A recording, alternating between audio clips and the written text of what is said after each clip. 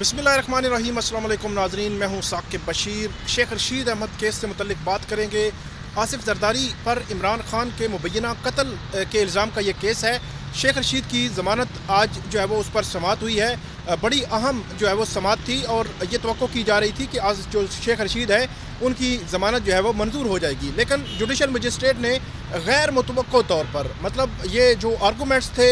उससे बज़ाहिर ऐसे लग रहा था कि ये ज़मानत मंजूर हो जाएगी, लेकिन गैर मुतवक्को तौर पर यह ज़मानत जो है वो अदालत ने खारिज की। उसके पीछे वजूहात जो हैं वो भी गैर मुतवक्को हैं, गैर मामूली वजूहात हैं, जिसमें अदालत ये समझती है कि इन गैर मामूली वजूहात को सामने रख कर अदालत जो है वो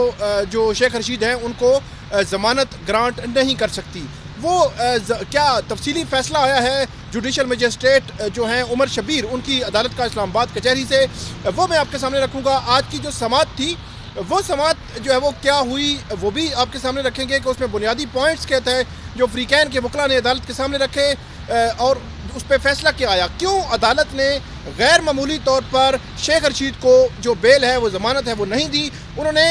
पॉली क्लिनिक में क्या हुआ था और उन्होंने बिलावल भुट्टो जरदारी और राना सनाउल्लाह के ख़िलाफ़ कौन से बयानात दिए थे जो उनके गले पड़ गए। इस तमाम से मुतल्लिक हम बात करेंगे। आज जब समाअत शुरू हुई सुबह तकरीबन 12:30 बजे का टाइम था, तो 12:30 बजे अदालत के सामने ये केस था और अदालत को ये जो उनके वकील हैं सरदार अब्दुल राज़िक, उनकी जानिब से अदालत को ये बताया गया कि शेख रशीद पर जो इल्ज़ाम है वो इल्ज़ाम सिरे से ही जो है वो गलत इल्ज़ाम लगाया गया है और उनकी जानिब से ये मौक़िफ़ इख्तियार किया गया कि ये एक स्टेटमेंट थी जो इमरान खान ने स्टेटमेंट दी कि आसिफ अली जरदारी उन पर जो है वो इल्ज़ामात लगा रहे हैं। तो उन्होंने बुनियादी तौर पर अदालत को ये जो है वो कन्विंस करने की कोशिश की, अदालत को बताने की कोशिश की कि जो बयान है ये शेख रशीद का नहीं है बल्कि जो इमरान खान है उनका बयान है और उस बयान को सिर्फ शेख रशीद ने दोहराया है। इसके अलावा उनकी जानिब से अदालत को ये भी बताया गया कि जो इस्लामाबाद हाई कोर्ट है उसमें शेख रशीद के ख़िलाफ़ सिंध और बलूचिस्तान में जो मुकदमात हैं उनको अदालत ने मुअत्तल कर रखा है और अदालत ने उनके हवाले से फर्दर कार्रवाई रोक रखी है और अदालत ने रिस्ट्रेनिंग ऑर्डर जारी कर रखे हैं और ये भी कह रखा है कि इस बयान के तनाजुर में किसी किस्म का और कोई मुकदमा मुल्क भर में जो है वो दर्ज ना किया जाए। अगर कोई भी दर्ज करना चाहते हैं तो वो सबसे पहले अदालत से इजाज़त लेंगे और उसके बाद वो मुकदमा जो है वो दर्ज किया जा सकता है। ये अदालत को बताया गया। फिर अदालत को ये भी बताया गया कि इस केस में बुनियादी तौर पर जो पॉइंट था वो ये भी था कि जो शेख रशीद हैं उनको एक नोटिस जो है वो जारी किया गया था, जिस नोटिस को मुअत्तल किया इस्लामाबाद हाई कोर्ट ने। इसके बावजूद उनके ख़िलाफ़ जो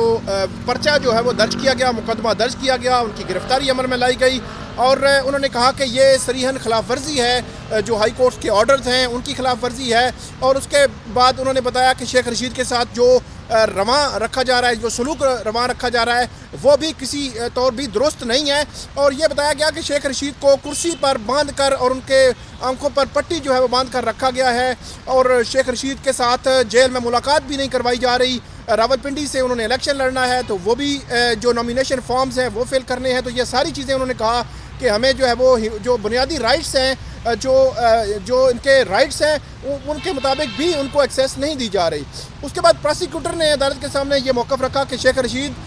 पर एक तो इल्ज़ाम था कि उन्होंने आसिफ अली जरदारी पर कत्ल का इल्ज़ाम लगाया और उन्होंने कहा कि इससे कबल भी यहाँ पे लियाकत अली ख़ान उनका कत्ल हुआ, वज़ीर-ए-आज़म थे, साबिक़ वज़ीर-ए-आज़म इमरान खान जो पाकिस्तान के, इसके अलावा साबिक़ वज़ीर-ए-आज़म जो है वो बेनज़ीर भुट्टो शहीद, उनको कत्ल किया गया। उन्होंने कहा कि ये बहुत बड़ा सिक्योरिटी के हवाले से बहुत बड़ा पॉइंट है, इसको इग्नोर किसी सूरत में इग्नोर नहीं किया जा सकता। और जो शेख रशीद ने बात की इसको जो है वो हल्का नहीं लेना चाहिए। और ये भी उन्होंने कहा कि इस मामले में हम फर्दर भी देख रहे हैं और मुद्दई मुकदमा के वकील ने भी कहा कि इसमें तो इमरान खान को भी शामिल तफ्तीश जो है वो करना चाहिए कि ये उनके पास क्या प्रूफ हैं, क्योंकि शेख रशीद ने जो बात की थी उसमें शेख रशीद ने यह भी कहा था कि जो दहशतगर्द तंजीमें हैं उनको हायर किया गया है या उनके राब्ते हैं या उनको कहा गया है कि इमरान खान को कत्ल करें। तो ये सारा केस जो है वो प्रोसिक्यूशन ने अदालत के सामने रखा और ये भी कहा कि शेख रशीद को किसी तौर जो है वो ज़मानत ना दी जाए, क्योंकि शेख रशीद ने दौरान हिरासत भी बिलावल भुट्टो के ख़िलाफ़, जो राना सनाउल्लाह उनके ख़िलाफ़ बड़ी तज़यीक़ जो है वो ज़बान इस्तेमाल की है। उसके बाद अदालत ने यह फ़ैसला महफूज किया, ज़मानत खारिज कर दी। अब जो फ़ैसला आया है उसके मुतालिक मैं आपको बताऊँ कि जो फ़ैसला है वो बड़ा इंपॉर्टेंट है। इसमें जो शेख रशीद हैं उनके हवाले से अदालत ने यह लिखा है, अदालत ने वो डिस्कस ही नहीं किया कि जो FIR अपारा थाने में हुई थी जिसमें आसिफ अली जरदारी पर कत्ल का इल्ज़ाम के हवाले से अदालत ने यह कहा है कि ये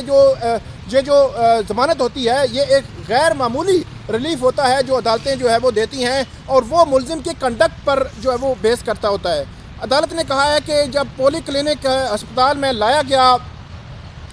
पोली क्लिनिक अस्पताल में जब आसिफ अली जरदारी को जो शेख रशीद है उनको लाया गया तो वहाँ उन्होंने एक तो बिलावल भुट्टो के ख़िलाफ़ बड़ी तौहीन अमेज़ ज़ुबान इस्तेमाल की। इसके अलावा जो वज़ीर दाखिला हैं राना सनोला उनके ख़िलाफ़ बड़ी गालम गलोच पर मबनी जो है वो ज़ुबान इस्तेमाल की। और अदालत ने यह कहा कि वो जो वीडियोज़ थी वो वायरल हुई, वो सोशल मीडिया पर, इलेक्ट्रॉनिक मीडिया पर एक बड़े पैमाने पर जो है वो सारी वीडियोज़ जो है वो देखी गई। ये बड़ा इंपॉर्टेंट था। अदालत ने कहा कि इसको हम जो है वो इग्नोर नहीं कर सकते कि एक मुलजिम जो दौरान हिरासत उसने बड़ी अब्यूसिव लैंग्वेज इस्तेमाल की और जो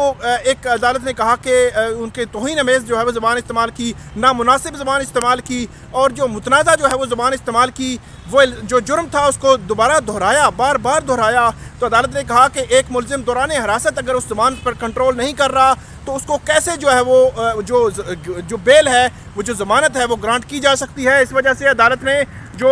इसकी ज़मानत है वो खारिज की और अदालत ने ये लिखा है कि तारिक बशीर केस है सुप्रीम कोर्ट का, जिसमें अगर मुलजिम जो है वो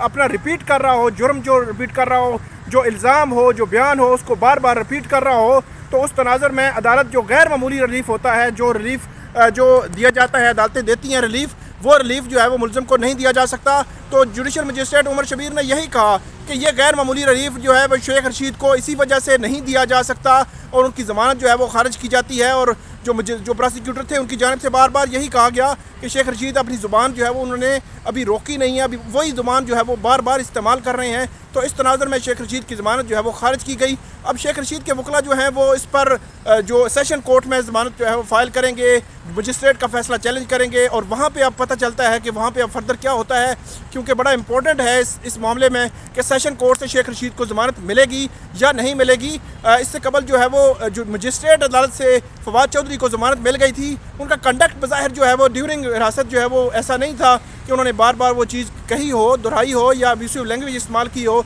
तो ये थी आज की जो हमारी वीडियो, उम्मीद है आपको पसंद आएगी। आइंदा भी अपडेट आपको करते रहेंगे। बहुत शुक्रिया।